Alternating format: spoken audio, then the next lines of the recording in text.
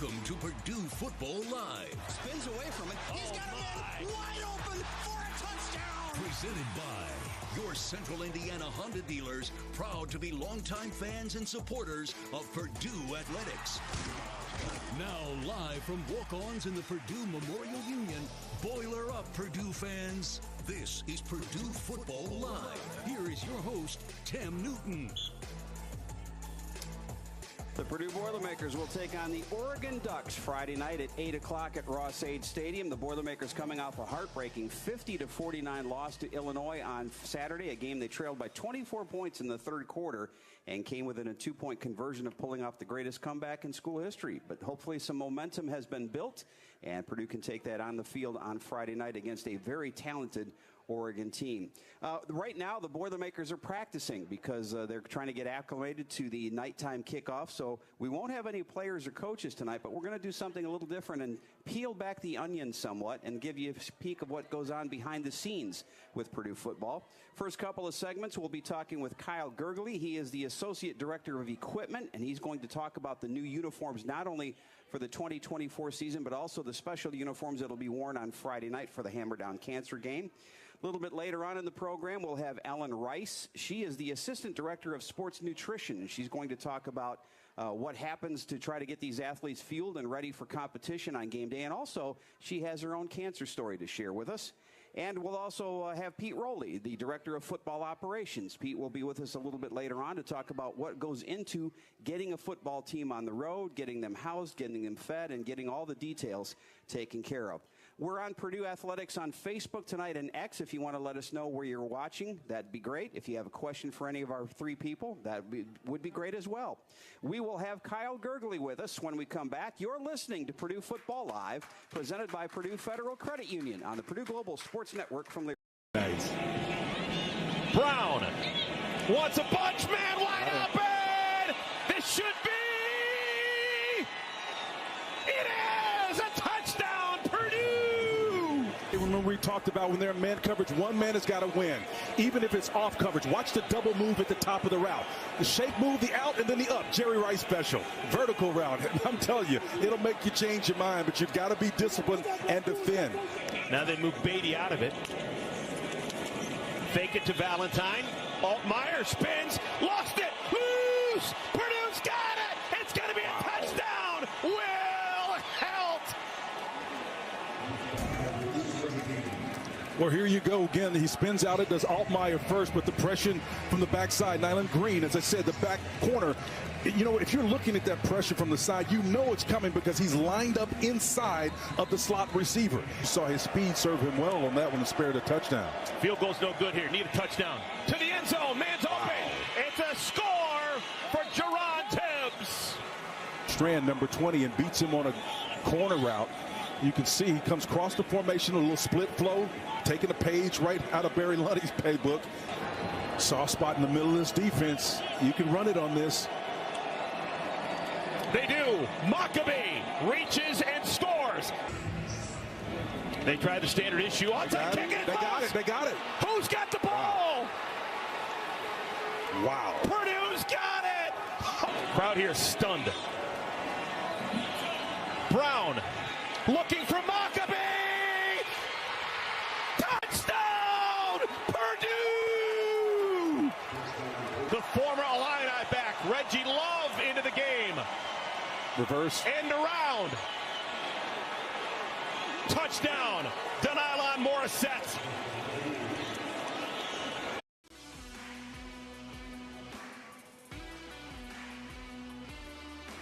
Welcome back to Purdue Football Live. We're live at walk-ons in the Purdue Memorial Union, where there's validated parking and kids eat free on Tuesdays. Purdue Football Live is presented by Purdue Federal Credit Union, the official credit union for Purdue fans. Joined on our first segment tonight by Kyle Gergely. He is the Associate Director of Equipment. And before we get into uniforms and things like that, let's talk the Kyle Gergely story. You're a Boilermaker. Give us a path of where you started to where you are today. Thanks, Tim. Great to be here. Got my start actually in '98. I was in between my sophomore and junior year of high school with the Indianapolis Colts. So I did training camps and ran balls during the season for them, and then helped them unpack and stuff during road and home games. came here as a student manager in 2000. Kind of took an unconventional route. Spent 6 years here as an undergrad, much to my mom's dislike, but still enjoyed my time. Worked for Coach Tiller the whole time. Was with the wide receivers my whole career. Enjoyed it. After that, got my first job out of school with the 49ers, 2 years there. Came back here in 2008, in 2009, and then left for University of Minnesota for 8 years, and now this is number 7 back here. So the roads always lead back home. Back on the stomping ground. Yeah, and this is home for me and my wife. She was an athletic trainer for the program her junior year, and so that's kind of how we met and got acclimated with each other, and been history ever since. Well, everybody wants to talk about uniforms all the time, so let's talk uniforms, and let's talk about the redesign of those for the 2024 season. What went into that, and when were decisions made, and how involved were you in this process? Very involved. It started, we were actually penciled in kind of the 2000-2001-ish to start the rebrand or the retool of the look, and COVID hit, so that kind of shifted everything out. And actually, the timing-wise was perfect with the changeover with Coach Walters to be able to give him what he really wanted. So it started about 18 months ago, really, and getting a committee together and kind of throwing out ideas and working with Coach on what he wanted and things like that. And then Ryan Long kind of took all those ideas, put concepts together, and we kind of went down those concepts and made tweaks here and there and stuff like that, and came up with a really good look that we have now. It involves stripes. It involved colors. Did you ever think when you were growing up that you were going to be involved in the fashion world? No. Because that's really what these are. Yeah, and it's been a really exciting process, too, for me as an alum to be able to help build these uniforms for the program that I work with as a student as well. But it's really neat to try to bring in, historical aspects, kind of the striping a little bit, and the Purdue across the chest and everything. It was just a really fun process to be a part of and work with the group that we did. When you went through the process, and I'm sure Coach Walters, again, had a big hand in it, what were the must-haves from his standpoint? What did he want to see in these uniforms? The big thing, first and foremost, was brand identity. So he wanted to have a clean, consistent look across all the different looks between the white jersey and the day-to-day black jersey. So obviously they're both very similar, but they also can have the different looks between the gold pants, the black pants, the white pants, so you can have that cohesive look. And then when you bring in the alt jersey that we have coming in this weekend, we kind of go away from that and do something a little bit different. All right, well, let's talk about the alt jersey because it is the Hammer Down Cancer game on Friday. What's different? What can the fans expect on Friday night? So all black, so black pants with the script Purdue. Coach Walters really liked the script Purdue logo, so we wanted to tie that in somehow, some way, and we were able to get it on the pants and on the helmet, so that kind of ties in together there. And then the jersey is all black with a little bit of gray piping and gold numbers with Boilermakers on the back of it. So it's a really cool look. I'm excited. The helmet was really neat to kind of play around with different stripes and different looks between script Purdue and the numbers on the side is what it's going to be. But we had probably 6 or 7 different looks that we were playing with and ended up landing on this one. You have a lot of different combinations that you can use for both home and road uniforms. How are those decided? Who decides, and do you have to do it a year in advance, or is it a week-by-week thing that you decide what you're going to wear? So I get with Coach Walters, and we actually made the list of our jersey schedule really probably at the end of July. My goal was to get it done before fall camp so he can just focus on football and not have to worry about what we're wearing week to week. Now, we have tweaked it a couple of times this year so far, just a pant color change or a helmet color change. But other than that, we have a schedule, and we follow it pretty closely. You mentioned alt jerseys. There was a combination back in 2019 that was an ode or an homage to the space program here, the all whites. I think we were against Maryland, if I remember right. Yep. The 50-year anniversary of the walk on the moon. Although you were involved in that, and I think you said afterward you weren't aware of the anniversary celebration. It just kind of happened that way, or were you aware? Correct. I was not aware. So it was in February of 19, I think, when we started playing around, and one of the guys that worked upstairs, Tyson, he was a space guy, so I called him up and I said, how do we make a space helmet? because I know we have a huge space program, and a lot of astronauts have graduated from Purdue that have gone to space, and 2 of them walked on the moon. Yeah. And we just started playing around with the ideas, and I pitched it to Mike, my boss, and he goes, well, this is the 50th anniversary of Neil Armstrong walking on the moon. And I said, well, we have to do that now. And then it coincided with the 150th anniversary of the university, and so it was just like a perfect storm of coolness, I guess, if you want to say that. But one of the coolest things I've ever been a part of was that one.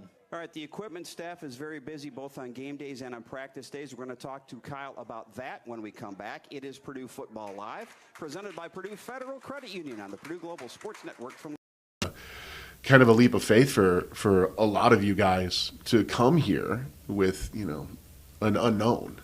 I actually had signed a scholarship to go to Butler to play basketball and football. Okay. And so Coach Young watched the high school all-star game to watch Mark, and I happened to catch a few passes, and he had a couple of receivers that left the team.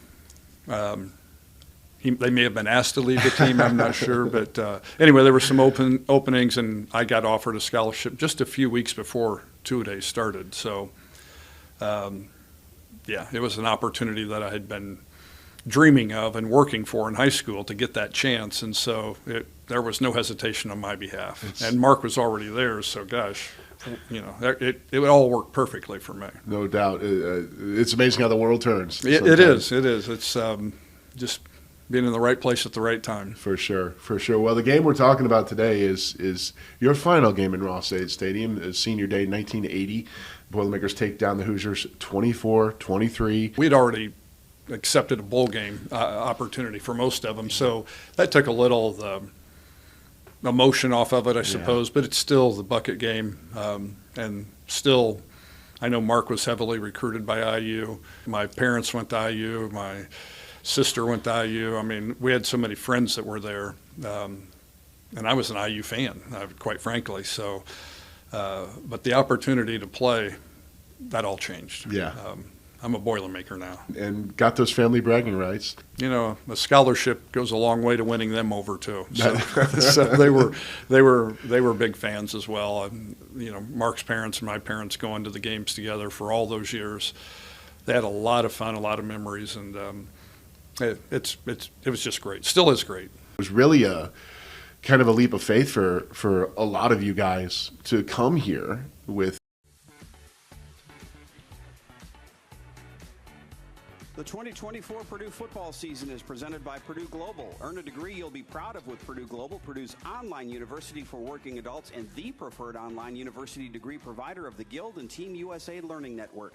Start your comeback today at purdueglobal.edu. We're talking with Kyle Gergley, the Associate Director of Equipment. By the way, there is no game next week, and that means we will not have a Purdue football Purdue football live show next week, so we will be off for a couple of weeks. Our next one is Halloween night at 6:05. We'll expect everybody at this table to be dressed appropriately for our Halloween show coming up.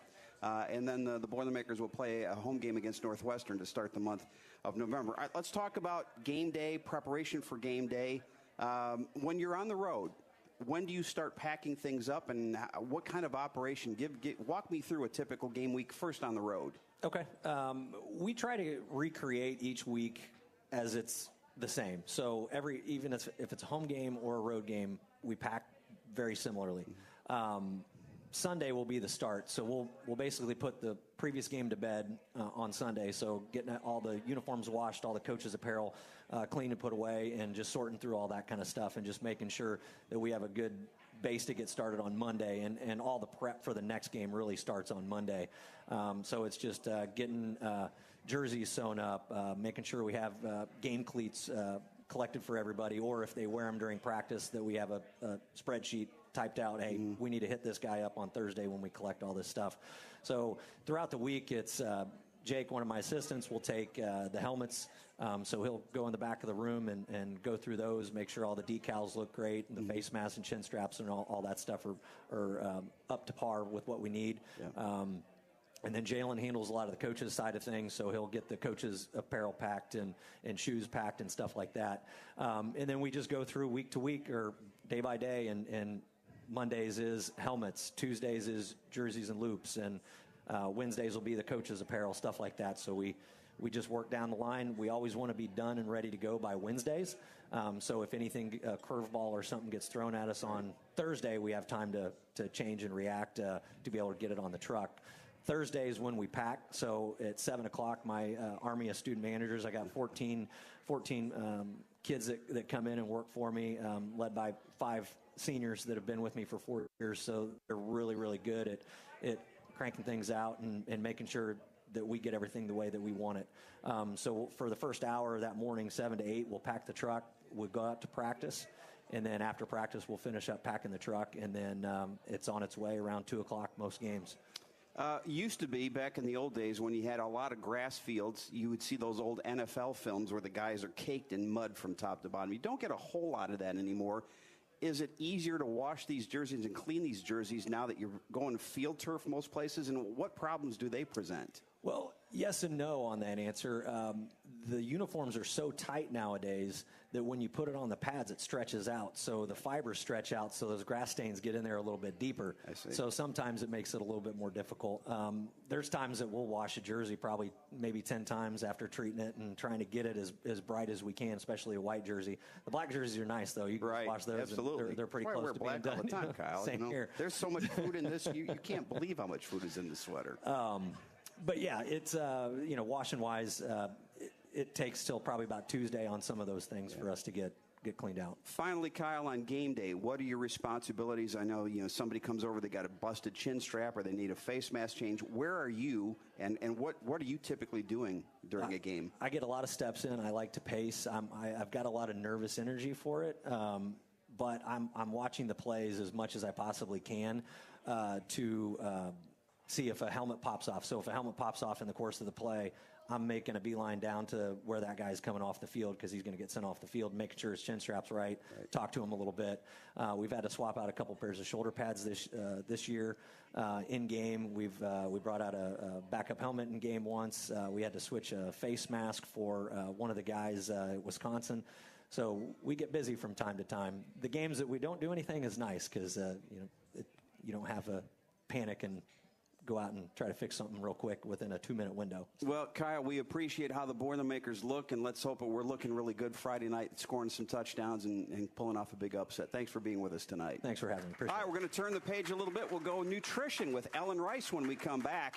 It's Purdue Football Live, presented by Purdue Federal Credit Union on the Purdue Global Sports Network from Learfield. Decided, all right, I'm ready now. I want to try out for an NFL team, and I couldn't get a tryout. I tried and tried and tried, and nobody would give me an opportunity. The Pittsburgh Steelers came in here, Coach Knoll and his staff, to work out Mike Pruitt. Okay. And somebody was supposed to throw to him, and they didn't show. And I was just up playing basketball in the old field house upstairs. And somebody ran up and said, gee, can you throw to Mike Pruitt and I said, sure. So I ran down and I went through and Mike was struggling a little bit with what they were telling him to do. And they were putting through the process.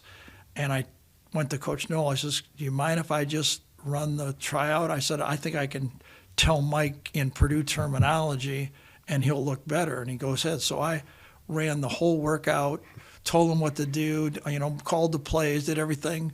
And Coach Knoll said, you want to sign with the Pittsburgh Steelers? And then once you have somebody want to sign you, then other teams want to sign you. Funny. And then so I got the opportunity to sign with the Lions, and that's the one I took. Absolutely. And I had a steady girlfriend. I ended up marrying. It was Christy King, was George King's daughter. We have 4 beautiful children. We have 17 grandchildren. Most of the money I've made has been spent so far, so I gotta keep working, So, no, everything I have is come from Purdue. Was great enough to let me be a GA after I got done playing. So I learned more about football under Alex Agassi and got to meet a lot of great people. So Purdue has given me a lot more than I gave them. But hopefully, over the length of my career, they're proud of what I accomplished. Oh, I know that pride runs deep for sure. Boilermakers are Boilermakers for life, and you, like I said, you've given lots of memories on the field and beyond. So thank you for that. My pleasure. And we'll boiler up. Boiler up. Well, Welcome back to Purdue Football Live. We're live at Walk-Ons in the Purdue Memorial Union, where there's validated parking and kids eat free on Tuesdays. Purdue Athletics would like to thank and recognize members of the Black and Gold Club who support Purdue Athletics through their sponsorship at the highest level. Black and Gold Club members include Indiana Packers, Molson Coors, Purdue Federal Credit Union, Purdue Global, State Farm Insurance, Toyota, and Wabash. Each are great partners of Purdue Athletics. If you're just joining us, the Boilermakers in the middle of their practice right now, getting ready for Friday night's game, so we're going behind the scenes with some folks who are integral to the success of the athletic programs. And next up is Ellen Rice, who is the Assistant Director of Sports Nutrition. Before we get into nuts and bolts, let's give us a little Ellen Rice background, your background, where you came from, and your path here to Purdue. Yeah, thanks for having me. So I've been a sports dietitian for about 7 years now. Worked in the hospitals before that, but went full-time into sports. I've been a couple of different universities, a couple of different professional teams as well. Spent about 5 years in professional baseball before coming here to Purdue. Big Ten alumni myself, so kind of got called back into the Big Ten and ended up here. Now we can say Ohio State. It's okay. It's okay to say you're a Buckeye graduate. And you worked at North Carolina State for a while. Correct. I was curious looking at you worked at Madison Square Garden. Now, Madison Square Garden itself does not need nutrition, but you've got a lot of people that work there, all right? And that's who you worked with. Mm-hmm. Tell me about the Philadelphia Phillies and Texas Rangers. You worked there. Nutrition is nutrition, but I'm sure it's different for sports and different athletes in different sports. Let's talk about the difference between maybe a baseball player and a football player in terms of nutrition. Yeah, absolutely. The biggest thing for baseball season is, as most people know, it's 162 games a year, right? So you're playing day in and day out, and if you're not playing, that you're traveling for that. So you just have to prepare a lot more for those game days when it comes to baseball, whereas for football, it's the big lead up into that one game per week, and everything kind of relies on that one game, the preparation for that one game, and then also as we're going week to week, kind of making sure that the guys are recovering from that last game that they had, right? Because it takes a pretty big toll on their bodies, and as you know, we practice pretty intensely getting ready for those competitions as well. So just making sure that each practice they're ready to go in, and then they're fueling themselves properly when they're coming out, so they can head into each week feeling like refreshed and ready to go.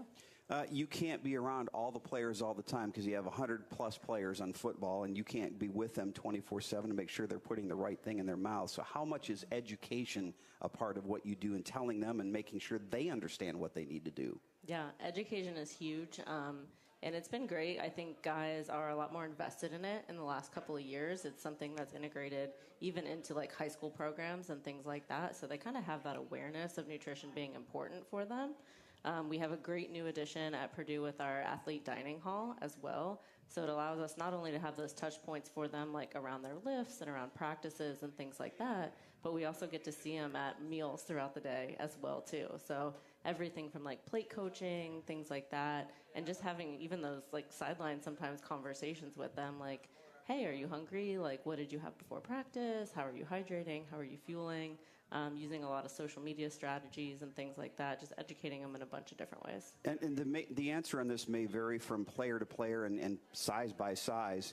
Give me a specific or an average day for a football player. When I get up in the morning, what am I supposed to be eating during the day to get me ready for Saturdays? Yeah, so I would say our player general calorie ranges range anywhere from about 3,000 to 4,000 to upwards of like 6,000 to 7,000 a day, depending on the size of the player.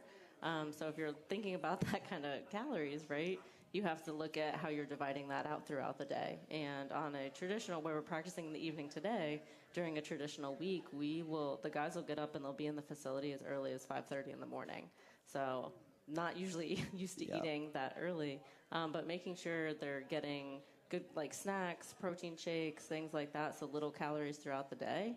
And then sometimes a big breakfast isn't the best before practice, but then we end up like getting them smaller things where those calories can add up throughout the day. What are you trying to keep them away from? What's not good for them? And I mean, you can get to 6,000 or 7,000 calories pretty quickly, but Twinkies and Ho-Hos are not going to give you a whole lot of nutrition. That's very true. Sorry, hostess, but that's the fact. So those things are always fun and always exciting to eat, but I like to teach that we're always eating with a purpose as well. Sometimes that purpose is fun and good taste and things like that, and of course that fits throughout your day. But sometimes the purpose is that you need that protein, you need those carbohydrates, you're looking for those vitamins and minerals and things like that. And that's where you're going to get a little bit more specific when it comes to the things that you're picking out. I love to say, as most dietitians do, no bad foods. You just got to be careful. I'm sure we have parents who are listening who have young boys and girls playing sports. What should they be pushing them toward? Give me an idea of what would be a good balanced diet in terms of a breakdown of foods through each of the food groups every day. Yeah, absolutely. We like to teach our athletes about a performance plate. And in that plate, you have components of your protein source, your carbohydrate source, which is any of your rices, breads, pastas, anything like that. And then always adding some color onto that plate as well. So varieties of fruits, varieties of vegetables, those kinds of things. And if you're having one of those three things spread out throughout your plate, then you're doing a pretty good job at balancing that meal. All right, we're talking with Ellen Rice. It is Hammer Down Cancer game on Friday night. We're going to change gears a little bit and talk about her own personal battle that she won against that disease when we come back to Purdue Football Live. We're presented by Purdue Federal Credit Union on the Purdue.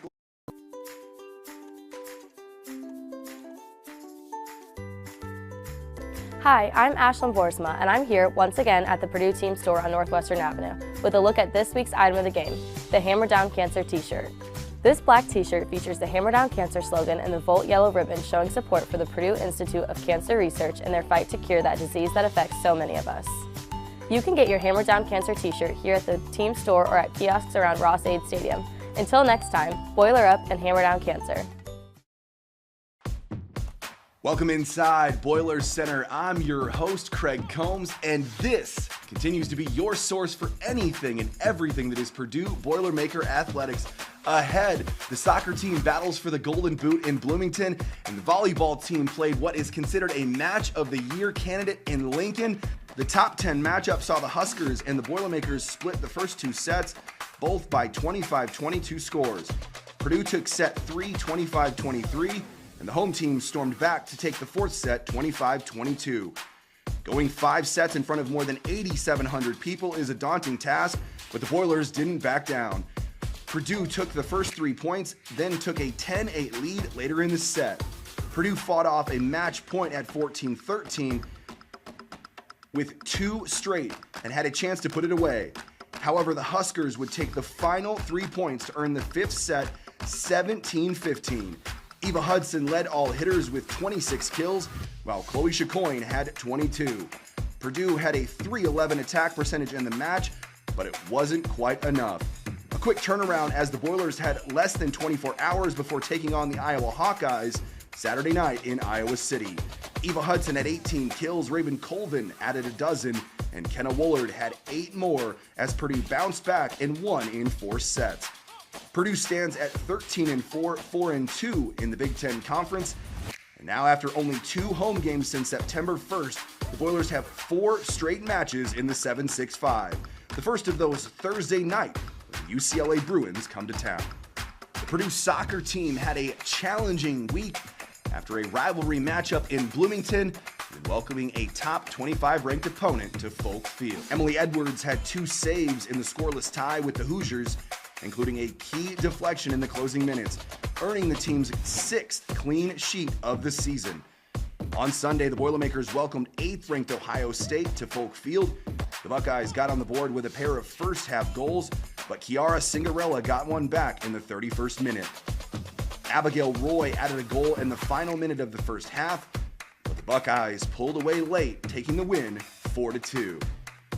The loss drops the Boilermakers to 6-7-2 on the season, to 5-1 in Big Ten play. The Boilermakers are tied for 11th, 1 spot in the Big Ten tournament with 3 games to go.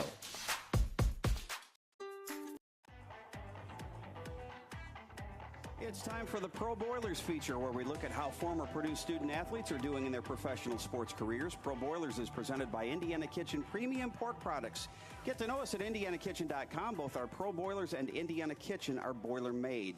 Aiden O'Connell got the start at quarterback for the Las Vegas Raiders last week, completed 27 of 40 passes for 227 yards and a touchdown, as the Raiders fell to Pittsburgh. Tyrone Tracy Jr. scored his first NFL touchdown this week against the Cincinnati Bengals, but the Giants lost that one. Tyrone had 17 carries for 50 yards and caught 6 passes for 57. In the same game, Charlie Jones returning kicks for the Bengals, 3 punt returns for 13 yards and 1 kickoff return for 31 yards. We're joined by Ellen Rice. Ellen is the Assistant Director of Sports Nutrition for Purdue Athletics, and it's Hammer Down Cancer game on Friday night. It's hard to find anybody in the world who has not been affected at some point, them or a family member. You have your own cancer journey. Walk us through it. Yeah, I do.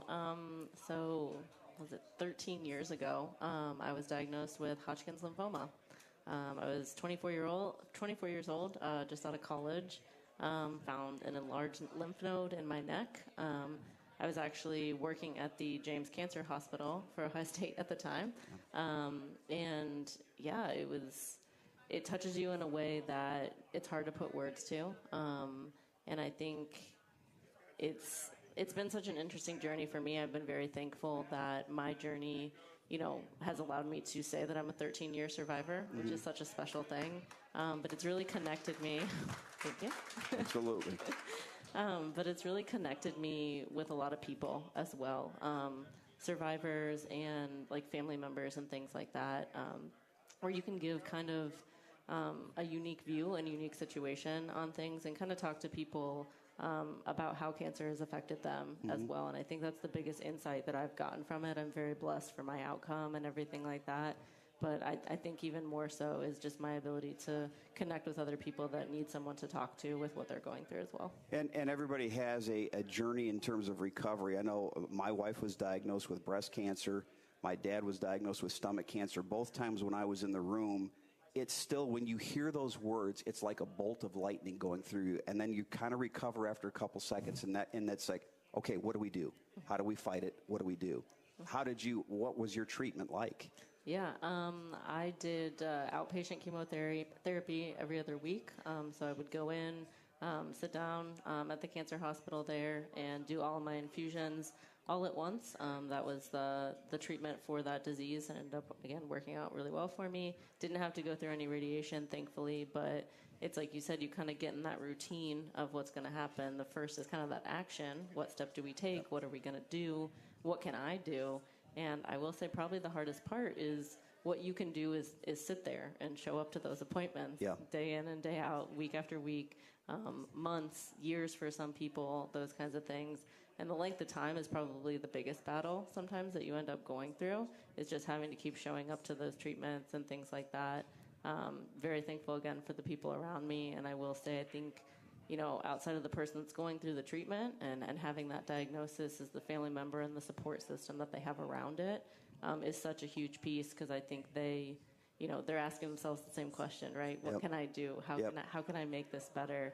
And time and just being there is kind of like the biggest thing that you can do. Well, circle back then to your current profession. How important was nutrition for you to get back to being at full strength after your treatments, and how important is that for people who are still fighting the disease? Yeah, absolutely. I was actually also a dietitian in that hospital, like I mentioned as well. So I got to see kind of that side of a lot of people battling that disease and the effects that it had on their nutrition. And it was very different from person to person. No appetite, different taste changes, some of those kinds of things as well. And I think it also allowed me to have a different look, even with working with my athletes. Whereas I said earlier, it doesn't have to be a certain food. There's no right or wrong. In that moment when maybe all you need is some calories, you can pick up that Twinkie or that Hostess product or something like that. Thanks, Hostess. That milkshake, right? That's right. And a lot of times, like a milkshake or something like that would be the only thing that would taste good. Right. And so you kind of learn to make those compromises, for health. And then as I do now for my athletes, when it comes to taste, preferences, what they can tolerate, as well as like nutritionally what they need. Well, we're so happy that you won your battle, so happy that you're here. And again, to all those people who are fighting cancer, we're with you. It's Hammer Down Cancer Night on Friday night, and it's really important that we remember we have bigger causes in life. So, Ellen, thanks for being with us tonight. Thanks for having me. We'll have Pete Rowley coming up next. He is the Director of Football Operations. This is Purdue Football Live, presented by Purdue Federal Credit Union on the Purdue Global Sports Network from Learfield. Thanks to Guild's partnership with Team USA, Rose Hollerman, 4-time U.S. Paralympian in wheelchair basketball, is preparing for what's next with Nice. Brown wants a bunch, man wide open. This should be. It is a touchdown, Purdue. Remember we talked about when they're in man coverage, one man has got to win. Even if it's off coverage, watch the double move at the top of the route. The shake move, the out, and then the up. Jerry Rice special. Vertical route. I'm telling you, it'll make you change your mind, but you've got to be disciplined and defend. Now they move Beatty out of it. Fake it to Valentine. Altmaier spins, lost it, loose. Purdue's got it. It's going to be a touchdown. Will Helt. Well, here you go again. He spins out. It does Altmaier first, but the pressure from the backside. Nyland Green, as I said, the back corner. You know, if you're looking at that pressure from the side, you know it's coming because he's lined up inside of the slot receiver. You saw his speed serve him well on that one and spared a touchdown. Field goal's no good here. Need a touchdown. To the end zone. Man's open. It's a score for Jerron Tibbs. Strand, number 20, and beats him on a corner route. You can see he comes across the formation, a little split flow, taking a page right out of Barry Lundy's playbook. Soft spot in the middle of this defense. You can run it on this. They do. Maccabee reaches and scores. They tried the standard issue. Onside kick. They got it. They got it. Who's got the ball? Wow. Purdue's got it. Crowd here stunned. Brown looking for Maccabee. Touchdown, Purdue. The former Illini back, Reggie Love, into the game. Reverse. And around. Welcome back to Purdue Football Live. We're live at Walk-Ons in the Purdue Memorial Union, where there's validated parking and kids eat for free on Tuesdays. Well, the fans have been demanding it. Pete Rowley is with us, the Director of Football Operations. By the way, hi to Matt from Syracuse, Jane in Orlando, and Chip from Peoria. So we thank you for being with us tonight. Pete, Director of Football Operations, let's talk. What is the job? And I know that's a job that you would probably take 20 minutes to explain, but in a nutshell, what is the Director of Football Operations responsible for? Yeah, how much time do I got? Well, we got 3 segments left, so take your time.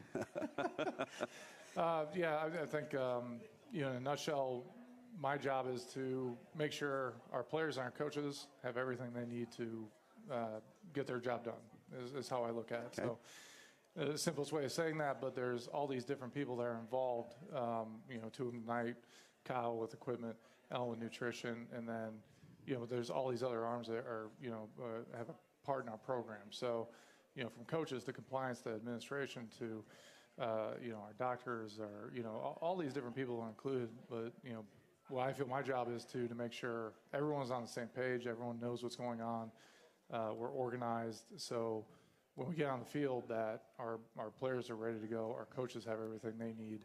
If we get to the practice field, when we get to the game field, and everyone's on point, we're on time, everything's running smooth. That's how I did my job. Probably should have asked you to start the Pete Rowley story. We got a little recap of how Kyle and Ellen got here, but you started at Western Illinois as a football player, and then take us your path from there here to West Lafayette. I was a walkout at Western Illinois, so I'm a Leatherneck, very proud of that. So is my wife, Anna, and we have a long history of a family that went to Western Illinois, so very proud of that school.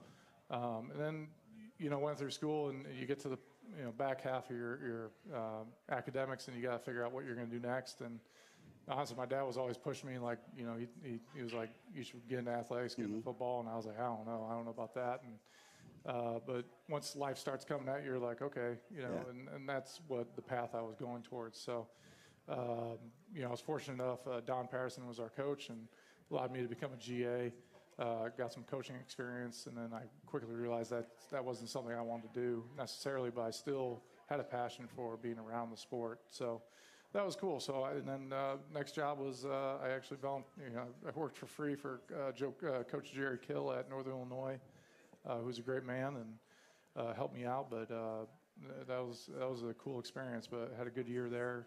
And then he left for Minnesota, and Coach Dave Dorn came down from Wisconsin, from Brett Bielema's staff, and he kept me on. So it was kind of scary. I was volunteering there, and I was really worried about losing my job from being a volunteer. And even if they doubled your salary, right? It would have been great. So I was sleeping on the floor doing whatever I had to do, and Dave Dorn came in and actually hired me, and which was great. And when he transitioned to NC State, that's where I went out there.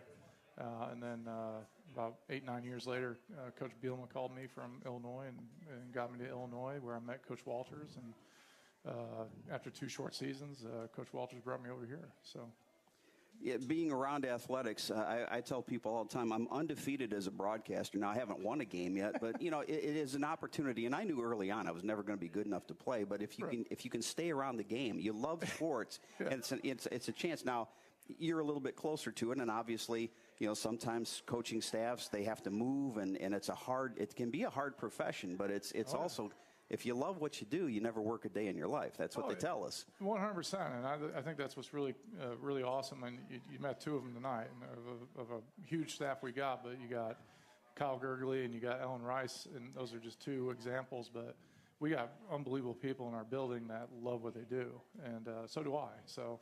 And, I think you have to have that passion about what you're doing, because it's a lot of hours. It's, a lot of work, high stress. Our jobs are based around a game, right? Yeah. So a game played by, 18, could be 17 to 22-year-olds. So, it's bigger than the game in college. And that's why I love doing what I'm doing at the level I'm doing, because, I don't do the X's and O's, right. Even though I think I'm very smart at it. But I don't do the X's and O's. My job is to help these guys achieve other things in their life as well. So everything they want to achieve on the field is awesome. I also want to make sure, they're getting everything they want to do out of college, getting their degree. And if I could be a small part of that, that's what's really cool. And you see these guys grow so much from their freshman year to senior year when they're walking, on senior day across the field. That's awesome. That is a cool experience. Yeah. That's what drives you.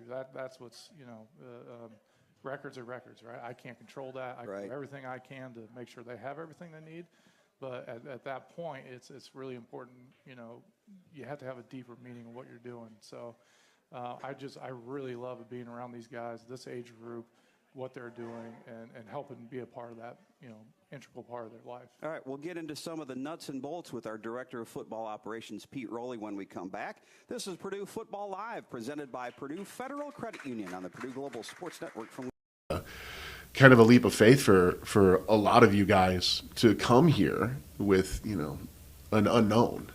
I actually had signed a scholarship to go to Butler to play basketball and football. Okay. And so Coach Young watched the high school all-star game to watch Mark, and I happened to catch a few passes, and he had a couple of receivers that left the team. They may have been asked to leave the team, I'm not sure. But anyway, there were some openings, and I got offered a scholarship just a few weeks before two-a-days started. So, it was an opportunity that I had been dreaming of and working for in high school to get that chance. And so there was no hesitation on my behalf. And Mark was already there, so gosh, it would all work perfectly for me. No doubt. It's amazing how the world turns. It is. It's just being in the right place at the right time. For sure. Well, the game we're talking about today is your final game in Ross-Ade Stadium, senior day 1980. Boilermakers take down the Hoosiers 24-23. We'd already accepted a bowl game opportunity for most of them, so that took a little of the emotion off of it, I suppose. But it's still the bucket game, and still, I know Mark was heavily recruited by IU. My parents went to IU. My sister went to IU. I mean, we had so many friends that were there, and I was an IU fan, quite frankly. So, but the opportunity to play, that all changed. Yeah.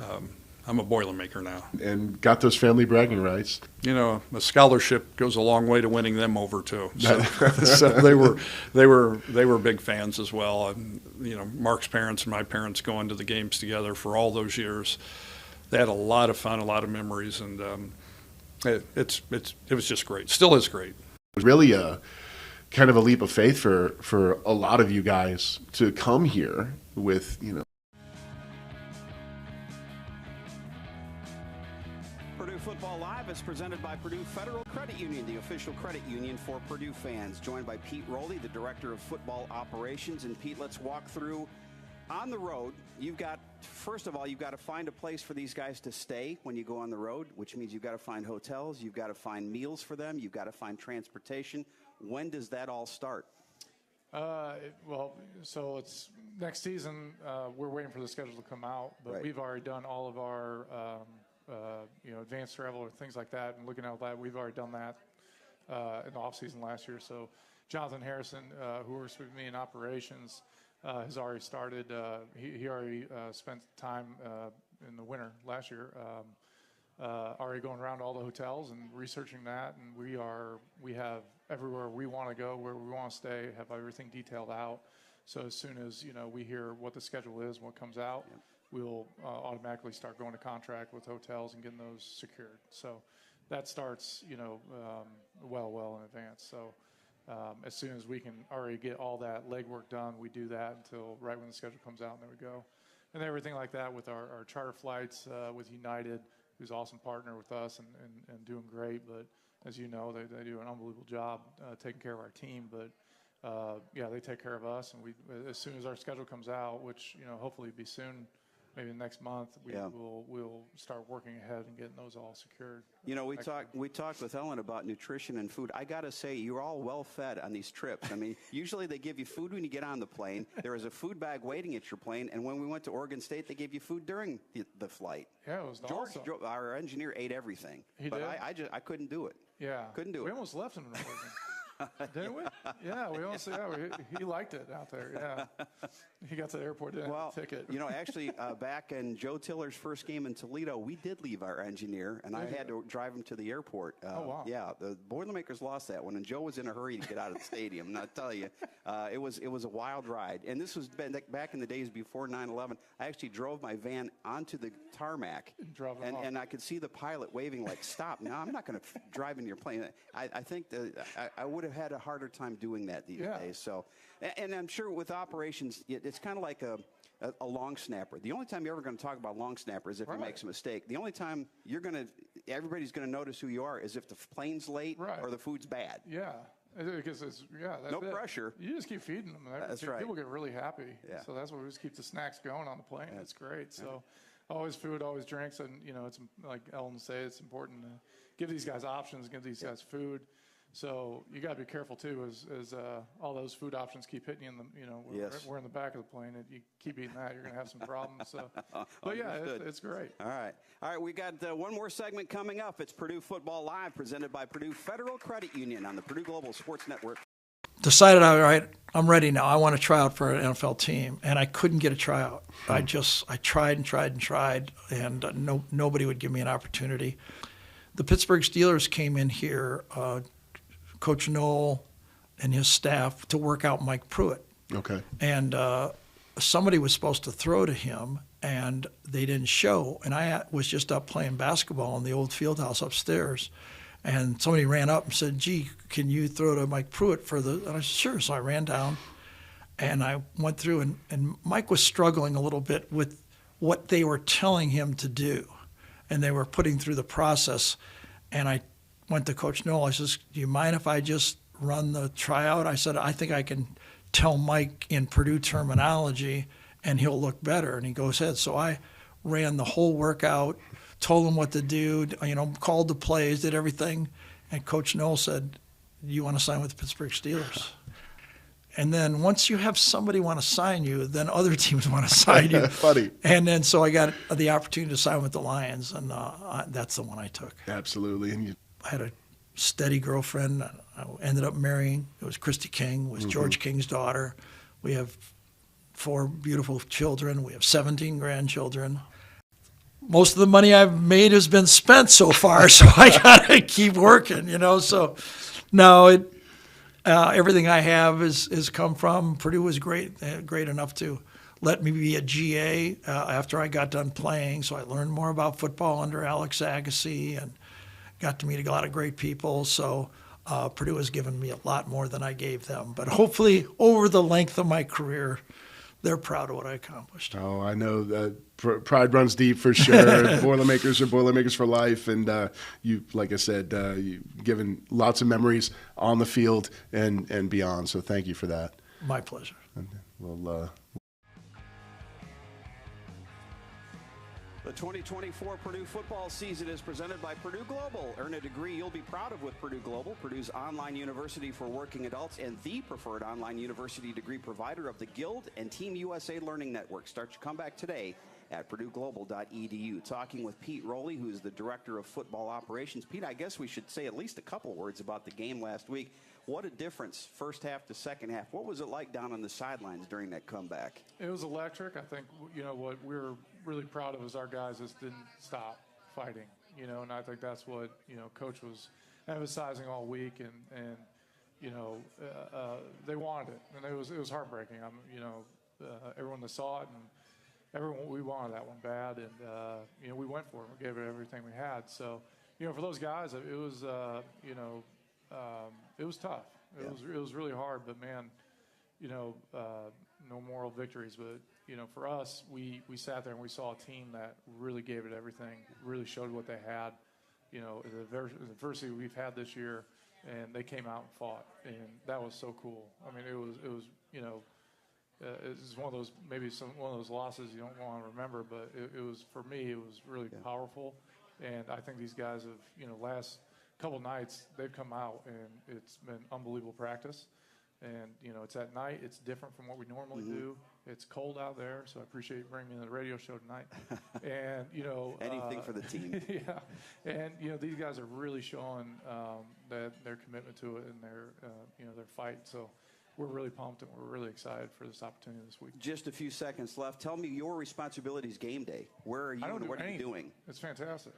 Really? I understand that. Me and Tiffany, our WAD, we go back there and we're calling the game out, but by the time once the team gets between the white lines, I'm good. You're good. That's you just had to get them there. Get them there. Get them there. Fed, housed. Yeah. By the time we're there, I'm good. So it's awesome. So, I stay back there and I pay attention and anything I can do to help. But by that time, we have a great team with a support staff. They got everything they need. We should be in a good shape. So.